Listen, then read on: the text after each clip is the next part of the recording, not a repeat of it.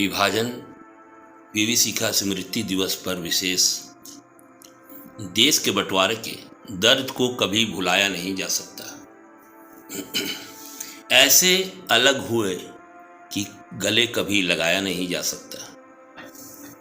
मैं चंदन सिंह, वर्तमान में पाकिस्तान से विभाजन के वक्त आए शरणार्थी परिवार का सदस्य, आपको आज शरणार्थियों की पीड़ा से अवगत कराने आया हूँ।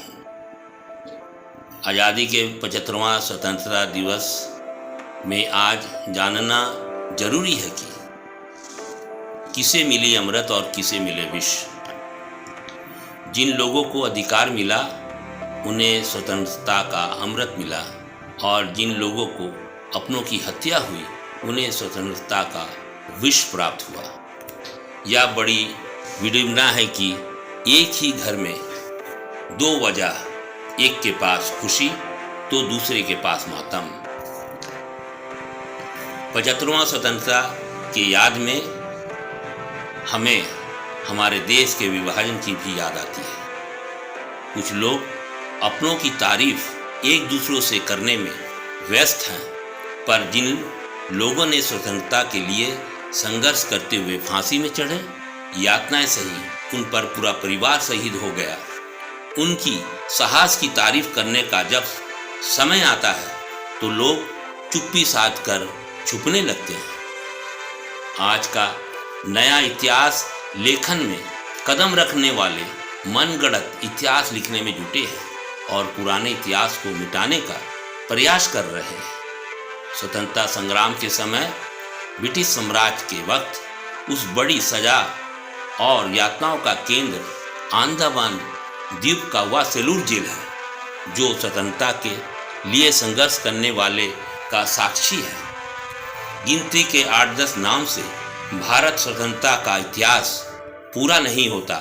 उनमें और भी महिला पुरुषों के नाम हैं जिनके जीवन के अंतिम समय बहुत कष्टदायक रही और गुमनामी जिंदगी जीते हुए गुम हो गए। इस स्वतंत्र देश में उन्हें अमृत दिया या विष, इसका निर्णय आपको करना है। आज़ादी को प्राप्त करने के लिए जितने लोगों ने संघर्ष किया, आज उसे कहीं अधिक लोग इतिहास में नाम दर्ज कराने की दौड़ में शामिल हैं। यह देखने से यह प्रतीत होता है कि आज के लोग कितने स्वार्थी हो गए। क्या आज़ादी के दीवानों में ऐसा स्वार्थ था? वर्ष 1905 में ही ब्रिटिश सरकार द्वारा बंगाल विभाजन की नींव रखी गई थी।